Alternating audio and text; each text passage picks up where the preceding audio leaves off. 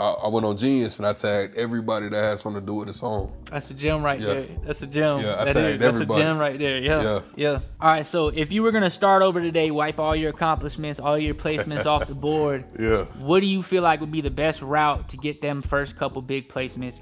I'm pushing out almost probably 50 melodies a week to bruh. It's a matter of you hitting the lawyer reached out, Hit him and ASAP. they cleared it up. Yeah, I hit him ASAP. I said, Randy, we have a problem. And it got fixed though. It got fixed. A big one. We got a big problem. We got a big problem. If you could go back and tell the younger version of yourself 3 things, what would it be?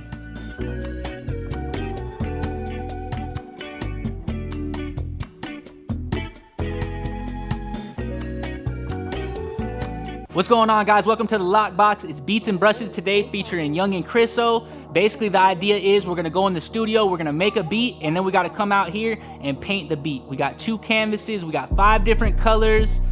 Let's see how this is gonna go. It's Youngin Chriso. We in the Lockboxx today. We doing the Beats and Brushes. I produce for Skilla Baby, Kodak, Rod Wave, all your favorite rappers, all your favorite artists, and we on the go, man. Yeah.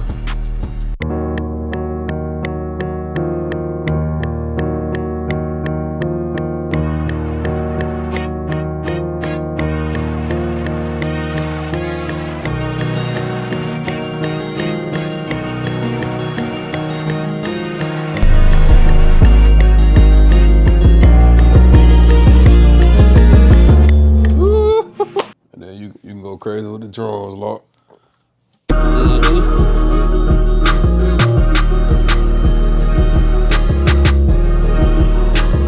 Yeah. Hey, the hi-hat's never gonna lie. That's jazz, bro. It sounds like a movie.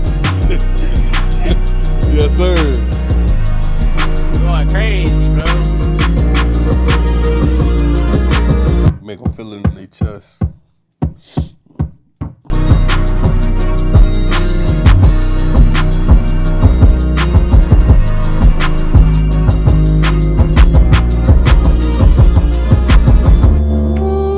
God damn, man. God. It's crazy. Just them 2 patterns right there is crazy. I'm telling you. Hey, Chriso made this beat. This is the hard part, getting started on the paint. Oh, yeah. This is the hard part. So start with a little bit of paint, man. Right. Vince was in here. Vince had some globs on there. They were falling off the side of the thing and everything. Just start real light. All right. That's what I'm So thinking. I'm trying to think of how I'm gonna start this for real.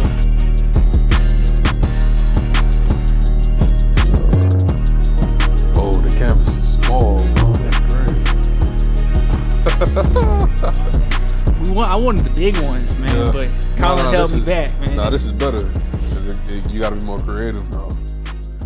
I think we should start with how you got into music. I know you started in the church, but like, Right. Tell us about the process of you starting in church and what led up into you actually making beats. All right, so we gotta go back to my grandmother. So she actually, well, you can say my granddad too. They had a piano in the living room already. So, you know, that's where my mom was staying at. She had me, she was still staying with her parents. But the first thing I remember seeing as a child, as a baby, was the big piano in the living room. So I just gravitated to it. It's kind of like I was made for music, bro. And from there, I used to turn everything into a drum.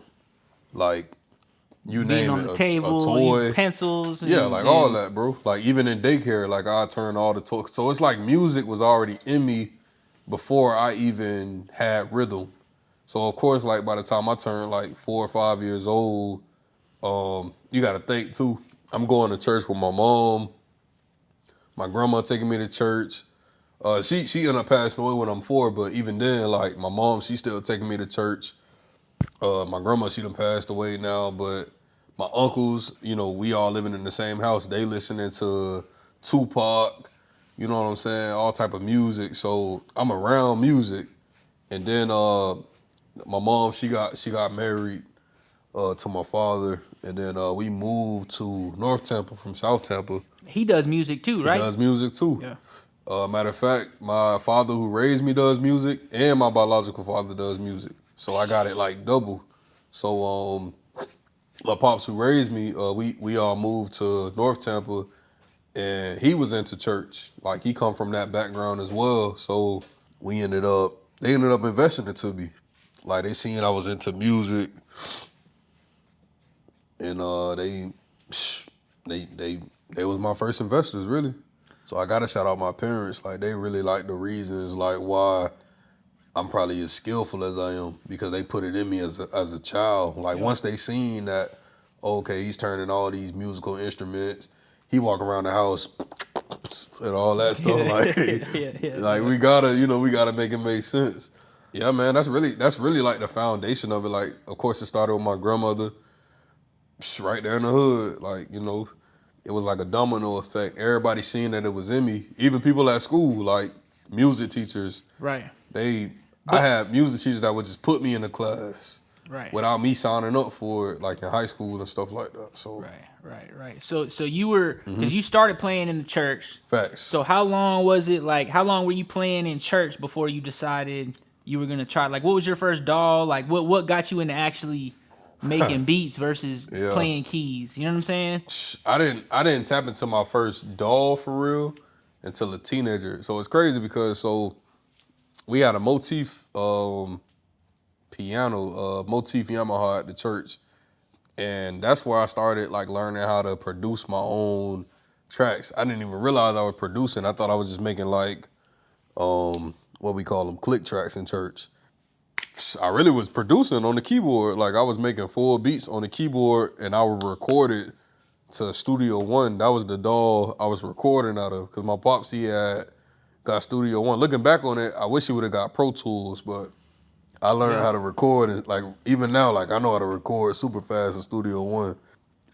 As time went on, That's crazy. I didn't know that. I thought you started on Reason. I didn't realize. Oh yeah. So peep this. So boom. So it was the hardware at first, the piano, and then it was it was Fruity Loops at first. I had got the free trial of Fruity Loops because I had a $50 Toshiba laptop. So I'm trying to see where I'm gonna go next with this painting. Yeah, that's the thing. It's hard to paint and beat. Like it's this a challenge. It's a challenge. Yeah, so I ain't gonna lie, I gotta take this red out. Get that in there. Ableton, Fruity Loops. Then it was Ableton, because that came with the MIDI that my pops had got me. So I was on Ableton for a minute. I made a few beats on there. Thug Soldiers, Project Youngin, Thug Soldiers. I made a melody to that on MIDI on Ableton. And then way early on. Yeah, that was like 2018, bro. Wow. Yep, 2018 through Ripper. Then what else? You were in high school at this point? I was in college, actually. Really, Ripper got me onto Reason because of Mook. Okay. He peeped out what Mook was on, so he put two and two together. Okay, you play keys too, Mook do.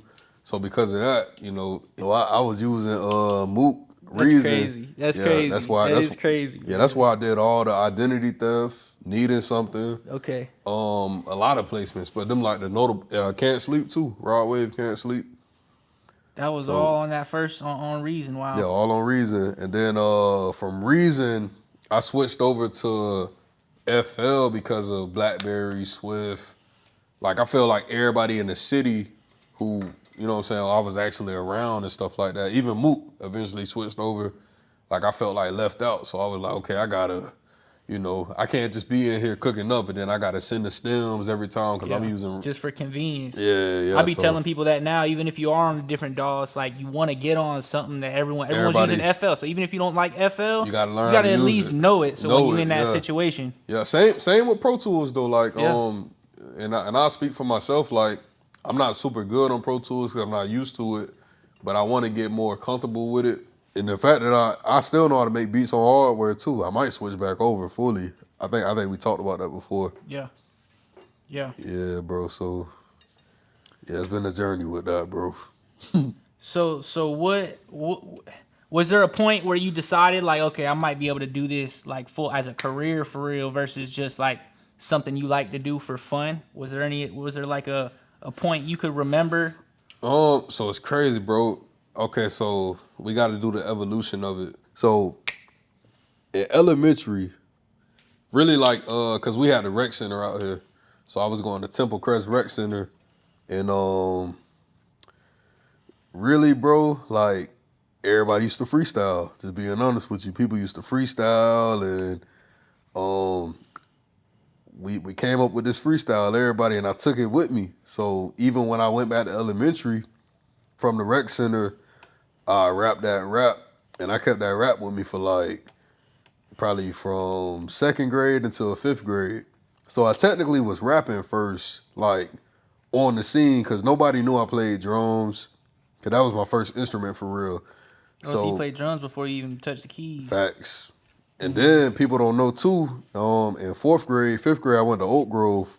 They had the little kids rock program. I played the guitar, and I actually I got to play the drums with Kiss, the rock band Kiss, the dudes that be painting their face. Yeah. I played with a drummer, Carmine Apiece. He actually came to the school.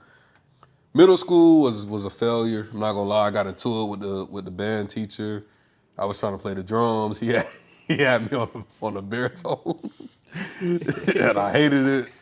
And my pops got into it with him. It was crazy. I ain't gonna lie. Actually, the middle school band teacher, I ain't gonna say his name, but yeah, I'm gonna say his name. Mr. told me that I would never, you know what I'm saying, play the drums in his class. Like I ain't gonna lie, he cut me deep. That stuck with me, but now his son probably listens to the Kodak song that I produced, so it doesn't even matter anymore. So, but it's all love, Mr. I know you ain't mean no harm, baby. But that was a journey right there. Like middle school, it kind of discouraged me a little bit. I was still playing in church. You know, I was used to playing in school because of elementary school. So when I got in high school, Mr. Daniels actually he was my high school teacher. We didn't see eye to eye all the time, but he believed in me like heavy. Like I didn't think music was cool in high school, bro. Not gonna lie to you. Yeah. So I used to take myself out to music class. He used to put me back in, sign me up. Then I'd take myself out again, like, cause you know, Mr. Daniel thought I could sing, which that's a secret gem. I don't think nobody knows that. Oh, we know a little bit. We seen a little bit. We saw the Christmas episode. Oh, Lord, you got your pipes in, all man. right, I forgot about that. We seen a little piece. But yeah, so Mr. Daniel, he kept putting me back in the Act 1 class. I was actually playing the keyboard for the school too, for high school, for Chamberlain. But everybody didn't know. Not gonna lie, everybody couldn't come to the concert because the school was too bad, so they had to break it up. So it's like if you knew, you knew. If you didn't, I wasn't finna say nothing. I wanna say towards the end of high school, I stopped caring. Cause at first, like back then, I feel like it was just cool to be fans of music. Like that's the mixtape era. That's like Migos, Rich Homie Quan. So we was really fans of these people, Future, you know, Lucci. So like it wasn't really too many people trying to rap. Like these are some great rappers. So, but me and my clique, we was rapping for fun behind the scenes, still. But we wasn't trying to take it serious. I didn't start taking it serious until after high school. I'm working at City Trends, and I'm going to college for cutting hair. At that point, I'm just trying to get some attention. Actually, what made me take it serious for real was Ripper showing me, you know what I'm saying? He kind of discovered me through me doing covers. Because at first, I was just trying to get attention. I wasn't really thinking like, oh, I'm finna make money off this. I just knew like, okay, I got talent and I want people to see it. So you were doing covers. Where were you posting the covers though? Instagram mainly. Okay. But I still would post it on my YouTube channel, my Snapchat. Okay. But Instagram was kind of like my hotspot. It still is to this day. How TikTok is for some people, that's how Instagram is for me. And it's, you know, it's been a consistency ever since. But I ain't gonna lie, I'm kind of feeling my painting. I'm kind of feeling it a little bit. I'm gonna do a little more though. I was working harder than I needed to at first, but I needed to see that I was working harder. So I would play covers to like Lil Wayne songs. I'm playing his songs and I'm realizing like I'm tagging these people and they not responding, like none of them. Like none of these people. So I started thinking like, okay, let me dumb it down a little bit. Let me do some local talent covers or like some Florida talent. And I guess like it definitely worked. And I would tell producers now, don't sleep on these artists that ain't as big because they still be tapped in still. Yeah. That's the truth of it. Someone's always watching. Even if it's not the person that you originally are meant it for. Like facts. Long story short, I did a Kid Marv cover. He's a rapper from Miami. It was really him and Major Nine cover. They did a song together called Drip. I did a cover in 18, Ripper Solid. Kiddo, that was my first repost from a rapper. I think at the time, Kiddo probably had like 20K to 30K followers. Major Nine probably had the same. I think Ripper probably had almost 10,000 followers probably. I started realizing like, okay, it's not about trying to impress the rappers that got 1 million followers, but you got people that got motion, even if they don't got 1 million followers, and I had to learn that through through the process. So I tapped in. I think Ball Greasy was one of the first people that actually responded to my beat. Ripper actually showed me a screenshot, and that motivated me to keep going. And I basically became Ripper's loop maker. Okay. Like anything he needed, any samples replayed, all that, and that kind of led into the Kodak situation. That was gonna be my next question. Right. How did that come about? Like, all right. So boom, Ripper hit me up and he say, I think this is right after T Grizzly make First Day Out. So he's lit and he got like no effort out. So he hit me up and say, hey, I need some T Grizzly type melodies. So first thing I'm thinking is like, okay, the Detroit bass line, mine you locked. I'm about to flex a little bit. This is way before I heard any producers in Florida making Detroit type beats. I made a Detroit type melody off the rip, just off of T Grizzly. Cause if we're being honest, when T Grizzly was making the Detroit music, the sound itself wasn't as popular. And all I did was really listen to no effort, really. And I did my own thing with the keys, of course. And really it stems from my pops who raised me. He listened to like a lot of quartet music growing up. And that's what I heard. So the bass line, like it was fairly similar, like with quartet gospel type music, like the production of it. So it stuck with me. Even playing in church, like even if you listen to the melody of Identity Theft, it's a lot of minor chords in it. I sent it back to him. I don't even think I heard. That's the crazy. beat. I wouldn't even have thought. I wouldn't even have thought that was the reference, man. Yeah, Like, it was for T Grizzly. Yeah, I referenced that no effort T Grizzly for sure. So when did you get the call that you got one with Kodak? People don't realize what, like, how big that is being in Florida. How big Kodak was. Like, that was crazy. If you're not from Florida, it might not sound like, but like, yep. You getting a song with Kodak being from Florida is a whole different, like. Yep. He is. He's the legend. Yes. Yeah. So I actually I was in barber school, and this was probably, I think this was the night or a night or two before it dropped. Ripper actually sent me the video of the audio. Heard it, heard my melody. I was like, wow, crazy. Kodak, that's somebody who I was listening to in high school. I'm class of 2016, so right then and there, that's when Kodak dropped No Flockin'. So at that point, he the hottest artist in Florida at least. So we already knowing. I came back in school after Ripper called me. It was nighttime. It probably was like around like 8 o'clock. And I told the whole class, like, and the good thing is by that time, I wasn't really ashamed of me doing music. Like by then I thought like, okay, it's cool.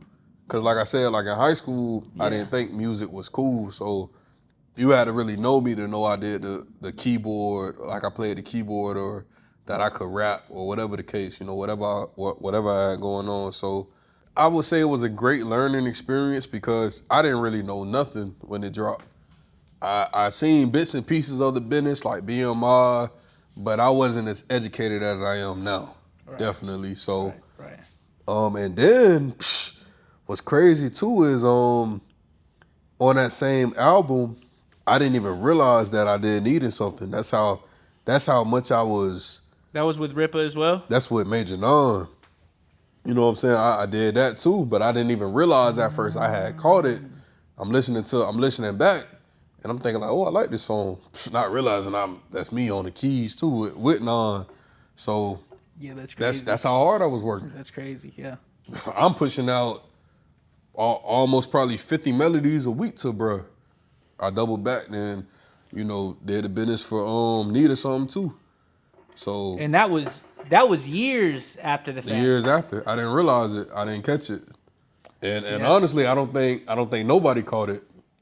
You know, but it happens though. You never know. Like, so it's like I won't even put blame on nobody because a lot of times you're dealing with, just for example, Splice.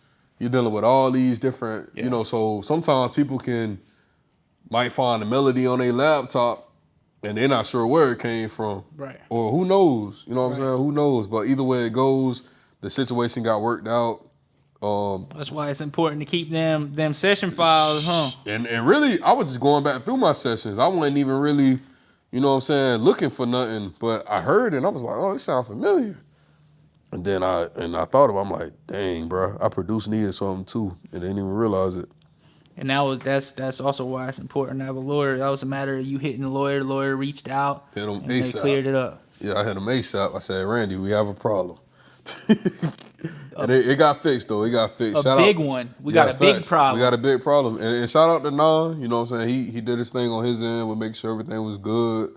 You know, I chopped it up with him. Everything got cleared. Everything got handled. So, you know, I have nothing bad to say about that situation. Even with Ripper, you know, things got handled and everything with the Kodak situation was a great learning experience for me. Same year too. That was the Rod Wave placement. And that was right before Rod really blew up for real. Yep, the Can't Sleep. Can't so Sleep, yeah, right. yeah. That was off of what album? That was on Hunger Games 3. Hunger Games 3. Right before Hard on Ice. Yep, right before he took off. Went right before.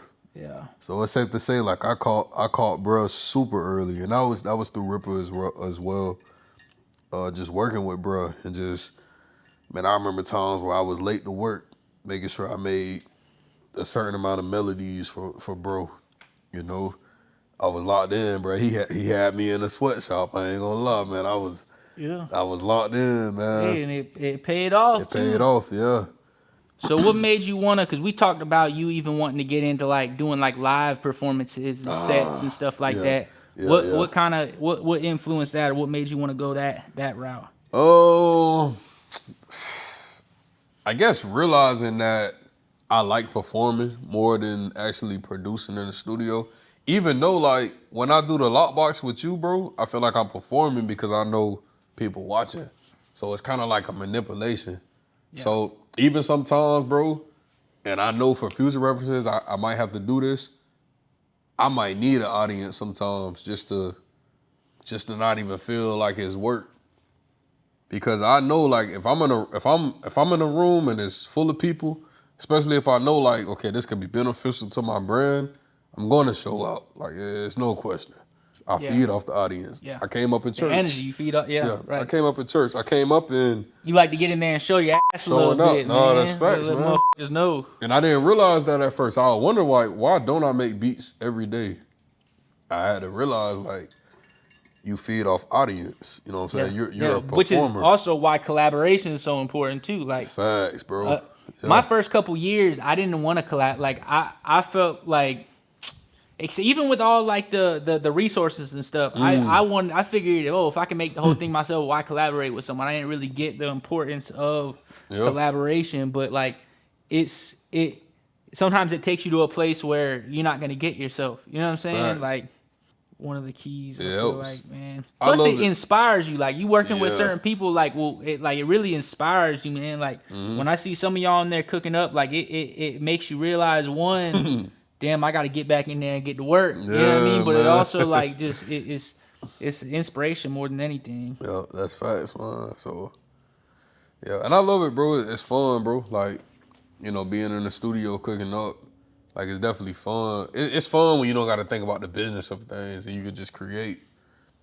You know, Right. It became a lot of that over the years for me, bro. Just even with starting the LLC and all this extra stuff. Like, you know, it's deeper now than just being creative. Now I got to be strategic and creative at the same time. Yep. So, just like with the Huncho situation, I was at the music store all day trying to do the cover just because I was a fan of the song. And I had a gig that night and I had got some free time like within the gig, like it didn't start on time, something like that. So in between time I had got a haircut and I was like, dang, well I got a haircut now, that'll probably make the video a little better. So I went all the way back to the music store like an hour before it closed. No shit. And that video was the video that Huncho commented under. Right. So it's like I'm thinking in my head basically like, did a cover of you doing his song in the music store. Yeah. And he had reached out after he seen the cover. He's going crazy. He commented, him and his label, 300 Entertainment. You know, that's Megan Thee Stallion, T Grizzly, OMB Peasy, Right. L Snapple, all them under the same umbrella. So that was crazy, bro. Like that was definitely like a highlight of last year for me. The fact that he commented and I was strategic with it. I went on Genius and I tagged everybody that had something to do with the song. That's a gem right there. That's a gem. Yeah, That's a gem right there. Yeah. And, which also goes back to content. Everyone wanna throw up when they hear the word cringe when they hear the word content, but like if you ain't do that, like you got to be in their face. You got to put yourself out there. Facts, if you're not putting yourself out, like someone ain't just gonna come knock on your bedroom door saying, "Hey, I got a deal for you. You talented. Let me People sleep on the content, man. You got to really get it in people's faces and show them what you can do. Facts, bro. And it got to the point where I've been making so much content to where Lock, like I wake up and I got something to post regardless. Yeah. At this point, bro. Yeah. Like whether it's through you, through some other people I deal with, bro, through myself, just even investing into getting a camera. And really, bro, like I tell people, like even that video, that was off my iPhone with the Honto situation. Yeah. So, you got to do the best you can with what you have. You can't look at, how do I want everything to be 4K even. Like even though most of the phones nowadays, they are 4K, already. But like you got to do the best you can with what you have. Like all that sitting around planning and that don't get you nowhere. You gotta take action and do what you can with the stuff you got at your disposal at that time. That's facts, Lock. So if you could go back and tell yourself 3 different things to help you with your career, tell the younger version of yourself 3 things, what would it be? Number 1 would be study the game for real, and don't just study the game to feel like, I watched the video, now I'm ready. Like, I really study the game. Because I feel like over time, I learned to love to study the game, but I feel like some people should love it right away. Like learn to love it right away before you actually get in it. Cause by the time I looked up, I was in Atlantic Record System as a producer. Yeah. So I didn't have time to really, you know what I'm saying? So I had to do what I had to do. And I learned the hard way because I didn't love to learn the business before the placements and stuff. So I would tell people like, if this is the business you want to be in, learn it. Like learn it for real. Don't learn worry it about, while you can. Don't wait until you gotta learn it the hard way. Exactly. Yeah. It could cost you millions for real. Come on, if man. you don't get it, I think the second thing I would tell myself probably is practice every day, or at least every week at what you're doing. That way you can get more sharper at it. Even though like technically I played in church every week, every Sunday. And I still pretty much do, especially, if I'm in the city. And, that's my gigs too. Like I do gigs at church, but I would push myself to do it more because even with learning all my keys, I used to just transpose only for a long time. And really what made me learn all my keys, my mentor, he was a big advocate of that. One of my mentors, and he actually passed away. So once he passed away, I know that was one of the things that he wanted me to do. I did it, and now like I can play in all my keys, and I'm still learning more and more. But sometimes situations like that, like tragedies, or they'll make you want to learn. Number 3, I would say don't worry about people, because that was my problem in high school. Like I could have been way further, But I thought, oh, You didn't think it was cool. I didn't think it was cool. And I could have had a whole label in high school. Now that I think back on it, and like the teachers was rocking with me, the principal was rocking with me. I could have had concerts going at school. And I know if my teacher watched this, he gonna be like, yep. But I had a scholarship for music that was, I think it was a $5,000 grant, something like that. But I was like, I don't care about that. Like, Yeah. I don't know who I thought I was, Lock, but Yeah. I just, you know. I think that's one of the biggest things. Like I feel like so many people Worry about are people. like that. They worried Yeah. about what someone's thinking. That Yeah. let's be honest, in 20 years you ain't even gonna be thinking about them people that you're talking about most of Facts. the time. Like I always go back whenever I'm nervous about something or I'm like Yep. worried about something or I always think about, I got like this vision of myself printed in my mind where it's like I don't want to be 70 years old sitting on my front porch thinking like, damn, I could have did this if I wasn't worried about what someone else is thinking, or you know what I'm saying? And like, now it's nothing you could do about it. yeah, it's like, and now it's I done messed around, wasted my talent, my opportunity, everything because I'm worried about what someone else is doing when usually the people you're worried about are sitting on the sidelines, they ain't doing nothing anyway. So it's like, and then I peeped too, like some of the same people who I thought was like the cool people and them the ones who I thought would say something or whatever the case, man, they congratulate me the most. Yeah. For being a platinum music producer and not caring about what people say. Because if I care about what people say, I wouldn't have did no covers of me playing the keyboard. Exactly. I wouldn't have did no, even when I was rapping, like all that stuff, like I wouldn't have did none of that. So, you know, it's crazy, bro. That's why I tell people, like, even like my little siblings, like, man, you want to do something, go ahead and do it. Yeah. Start now. Yep. Don't wait. Go ahead and do it now. So For real.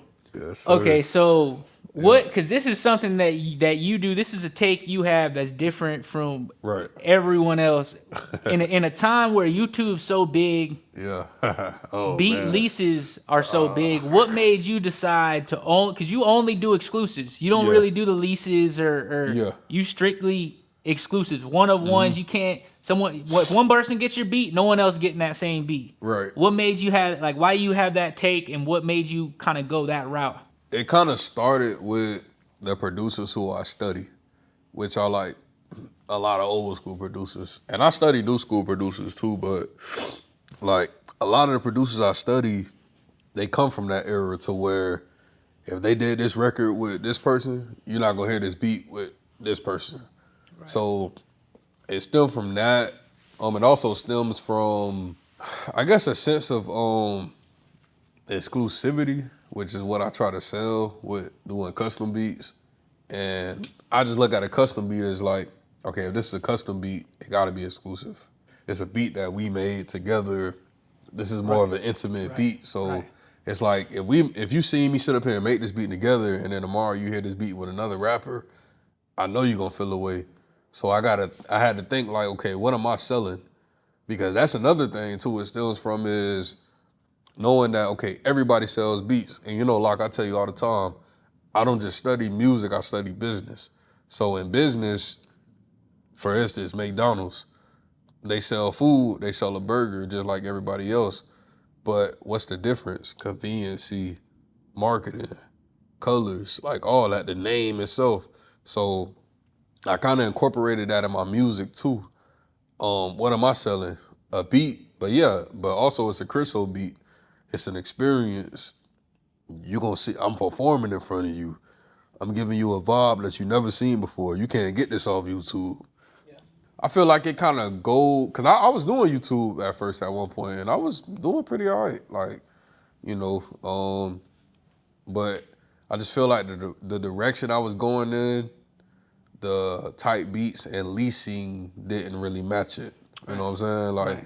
Like, you know, which have I leased a few beats a few times over the years? I'm not saying that's the only thing, but like your primary stance though is definitely different than a lot of people. I knew like, okay, the producers I studied, Irv Gotti, rest in peace. Who else? DJ Khaled, Dre, these super producers, man. You know, like Dark Child, you know, Teddy Riley. Yeah.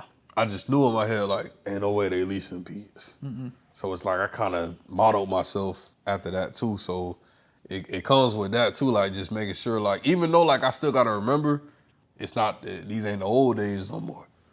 So even though, yeah, you studied Quincy Jones, you watched the documentary, it was fire, it was cool, you know, you respect the OGs and all this stuff, but you gotta also remember what era you in. So I try to, that's why, like, you know, I've been chopping it with you more so about the streaming and stuff like that too, because I know, like, okay, if I'm not leasing, I definitely got to be doing something else that's filling that void. And yeah, you know, I do gigs, you know, I cut hair. Of course, now I'm throwing parties and different things. So I ain't gonna lie, this painting is kind of dope. It's kind of, yeah. You didn't even know bruh. It's a little nice. Got a You little ain't tapped abs. into your full artistry yet, man. Yeah. We gonna get you there though, Chriso. Yep. I found a new trade. I'm telling you, man. Cover art on the way. You about to be painting your own cover art.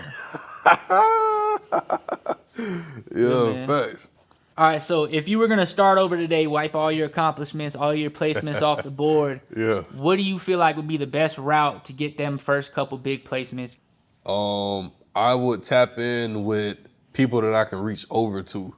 A lot of people want to reach out and reach up and reach back, but they forget, like, you got the next potential Rod Wave right next to you. Yeah. So you gotta utilize the people that's in reach. Yeah. That's willing. Don't just go for the person that's at the very Yeah. top. Everyone want to go for Drake. Everybody want to go for Drake, Lil Wayne, Kendrick. Yo. You know what I'm saying? Like J. Cole, you gotta be realistic. You know, these people are busy. These people are on tour. Facts. So now, you know, you got TikTok, you got all these platforms, utilize them all. Even when I post content now, I copy and paste to every platform. Every time I post, like, you know, I was doing covers, but even if somebody just know how to make beats only, make beats, tag these local artists. Tag them, they'll see it. They ain't got too much going on. They're not doing shows like that or touring right now. So tag them, target these artists, and you'll be surprised of how many people. The industry ain't so much, but so big, you know what I'm saying? So the big dogs be knowing about the underdogs sometimes. So you got to tap in with the underdogs. You can't just be worried about the big dogs. So Yeah. so it's, you know, I think these days there's really no rules, honestly. I think the moral of the story too is, like, with your content, you got to be strategic.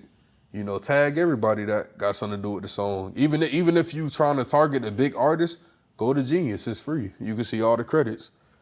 Bro, tag everybody. If you know the artist mama Instagram, tag them. But it's also that. But that's another thing, because like YouTube, there ain't nothing wrong with doing the type beats. There ain't nothing wrong with that. But it's strategic. I think there's a lot of value in actually putting your face and showing you. Like I tell you all the time, like you pulling up to these studio sessions and making a beat in front of someone, it leaves a different impression than seeing you do it. Yep. Especially with all the stuff like that you can use, like Splice now. You could take a beat. I can make a piano beat that's crazy, even if I can't play the keys like That's that. facts. So Yeah. it doesn't. It's impressive, and you can make hard beats and good stuff like that. But actually showing, even if you can't play instruments, showing your process and you making the beats, I feel like leaves a different mark and has like a different impression versus just Facts. showing the final product. You know what I'm Yeah. saying? I think like you actually putting yourself out there doing the cover where you're playing the Honcho thing. Yeah, bro. That had a different impact than if you just posted your remix to Honcho's song with your beat on it instead of. Oh, yeah. But you got to be willing to take that step and put yourself out there. Put like yourself that as out there, well. man. Get your hair cut, put some lotion on your face, and get in front of that camera, man. No, for real, for real. People want to see the real you. People want to see the real you, man. So I think we kind of touched on, my next question was, aside from placements, what do you think's the best way to like establish your name as a producer? But I think we kind of touched on it, the content, really putting yourself out there and leading with yourself versus just building your a finished brand. product and your work. And I would advise producers, study producing and study production, but also study successful brands. I studied Spotify. I'm still studying Apple. What else? Red Bull, stuff like that, like McDonald's. It's a business at the end of the day. It's Not business, just You ain't just there's no business in the world where it's all just something fun that you want to do. It ain't just a matter of just sitting there making beats. That's the fun part. Like that's the fun part. It's building an actual brand and establishing yourself. That is what people don't want to do. I tell people all the time, it's like you got to do the work that no one else wants to do. Like everyone's sitting down making beats and sending them out, and you got to do the stuff that no one wants to do. It ain't all fun. Like you can do it without making content, but you got to get out and hit the road and get in them right rooms, getting in front of the right people. Like there's a bunch of different ways to make it. I feel like you got to kind of you can't try to do everything. You know what I'm saying? Facts. You can't spread yourself thin. You got to like really commit and whatever lane you push, you got to really go all in with it. That's facts, bro. You ain't ready for this painting, Lock. Man, I kind of snapped a little bit too, man. I'm not gonna lie. I kind of snapped a little bit. I think I did a little something. I think I did a little something. Yeah. I feel like there's just a big benefit. Like if you can get past that, like putting your face on camera, I feel like there's such a like most producers are introverts. They don't want to put their face. If you can get past that, you're already ahead of most people. Like, and then if you're talented on top of that, like it's a matter of just being consistent and I feel like that's the big problem with producers is they don't want to. Yeah. They just don't want to put their face out there, man. And it's like you can't. Everyone can't be this mystique. Like let's talk about that too, Lord. Consistency. Cause I know a lot of producers. I tell them like, hey, bro, get on what you got to get on. They'll do it for like 2-3 days and then they burnt out. Yeah. You cannot get burnt out because consistency is what's going to help you beat the algorithm, and it's going to better your chances. Because on the day that you don't do it, that might have been the day that honcho was gonna comment under your. What if I wasn't persistent, bro? I drove all the way back to the music store. I wasn't satisfied with the videos I did earlier. But what if I had the mindset like, oh no, it's good enough. I don't feel like it. So people got to toughen up too, and push themselves to the limits. It's not even just a matter of like being consistent with the algorithm, and now they're gonna start to push you because you were consistent. It's getting better every time. You know what I'm saying? If you're consistently doing videos, you're consistently doing reels, or even just consistently making beats. If it's showing up every day, it's gonna constantly get better and better. It's not even just an algorithm thing. It's just like a in general like quality and talent thing too. You know? Yeah. As long as you studying the game, you elevating, you pushing yourself to the limit, somebody gonna see you eventually. You're going to get signed eventually. Something going to happen eventually. It might not be when you want. Like Jay-Z, he got signed when he was almost 30. 2 Chainz too. Like it's a lot of people that, Quincy Jones, he got Thriller when he was 50. That's one of the greatest albums ever. Yeah, it's crazy. You know what I'm saying? So you got to keep going. Consistency is definitely key. Yep. Okay, so what do you think's more important to a hit song, the melody or the drums? Ooh, to a hit song? To a hit, like obviously both are important. Yeah, facts, but for sure. What do you think is more important? They're gonna eat Chriso alive. Regardless of how you answer this, you're gonna get eaten alive in the comments. and we just talk about the beat, right? The beat itself, not the song. Yeah. We're not talking about the vocals. I'm talking about as far as like beat making. Okay, with the beat, the melody for sure. Cause I feel like the melody kind of carries. And then if people want to get technical in those comments, 808s is a melody too.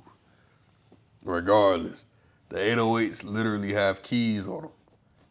They're 808s. A kick, I ain't gonna lie. If we being technical, all drums have a key. You just gotta have the ear to hear it. So everything is a melody, honestly. But also people like James Brown will argue that everything is a drum because you're hitting everything. You're hitting the keys. You're plucking the guitar. So it's subjective. When it comes to music, there's really no rules for real. Remember when I was saying I treated a bass line like the 808 like a bass line and people was kind of on my head a little bit? Yep. But I do. Yeah. And it's because I look at the 808s as a bass. That's why sometimes when I make a beat, you notice I don't always use bass lines because I feel like the 808 is the bass line. Yeah. it's a new era too. Yeah. Yeah. Yeah, so yeah, they probably gonna get me in the comments. but to be fair, I honestly feel like the hook, overall catchiness of a song is what makes it a hit. Which goes into the melody. That's part Yeah. of that's melody. Yeah. What's next for Chriso? I think at this point, it's definitely time to start dropping some singles. I feel like I have enough relationships and I put in enough work to where people respect it. Albums, soundtracks. I want to have videos and short films to go with my soundtracks. Why not start doing short films? And okay, so instrumental albums, but I'm gonna call them soundtracks. Everybody else call them instrumentals. I probably shouldn't be saying this, but whatever. If they steal it, they can't do it like me. but nah, listen to this and love it and enjoy the soundtrack. I'm a fan of soundtracks. Titanic soundtrack, Social Network soundtrack, The Lion King. Like a lot of movies. Like I grew up on the Indian and the Cupboard. Like, you know, I'm nerdy when it comes to soundtracks. Finding Nemo soundtrack, like, Yeah. you know, so that's the type of vibe I want to tap into. Definitely more sync placements and doing movies and stuff like that. Right. Performing, of course, you know, I talk to you all the time about that, like touring. Whereas I know Rod Wave, he just did a tour. One of my uncles was the keyboardist for the tour. My uncle D1, shout out to him from Texas. That's hard. That's hard. Yeah, so Yeah, I know it's hard. possible. It's close to me. Yep. Yeah, I know it's possible. So even like going on tours, and that's one of the reasons I started doing events too with the team, was because we want to do a lot of live stuff. It's crazy because I know I work for this, I train for this, and shout out to my team, you know, C Money, E-Man, Lyric. We all learn from each other, feed off of each other, you feel me? So, yeah, we definitely making it happen, bro. Hey, Chriso made this. Yes, sir. Yes, sir. Make sure you sign that. Make sure you sign that painting, man. Oh, man. You know I can't let you take the painting with you, man. Oh, yeah, It's a, well, I got to put it at the bottom? just wherever you want, wherever it fits. All right, man. Say less. Because you know everyone got a bunch of people got a beat from Chriso. Oh, Not yeah. too many people got a painting from Chriso. Oh yeah, facts. That's gonna be worth. That's gonna be worth something. Yeah. Don't be running around sneaking and geeking, painting for everyone. I'm sneaking and geeking. Yeah. Ooh, that's clean. That's signature clean, bro. Not gonna lie. Lock, just give me my publicist. That's it, bro. Yeah, that was dope. That was super dope, bro. Good. The money side, man. yeah, I like come how on, you man. did the colors too, Oh man. yeah. I got abstract. Yeah, abstract. Yeah, if you look close, it's a bank. If you look close. Nah, that's dope. You stopped, Lock. I appreciate it. Yeah, you stopped for That's sure. funny, man. He said if you look close enough, it's a bank, man. Yeah, it's a bank, man. That sound like money, man. Yeah, that's it, man. What? Yeah, it That's gave me some nighttime, that brass, man. Oh, that brass yeah, set facts, the tone, bro. Facts. Nah, that's dope. That brass set the tone, gave me some nighttime. I ain't gonna lie. Jazz You might be a painter for real. He a painter for real. We done a couple now, man. We done a couple of these, man. I'm getting better. I gotta come back, yeah. Wait till episode 50 of Beats and Brushes, man. I'll be going crazy, man.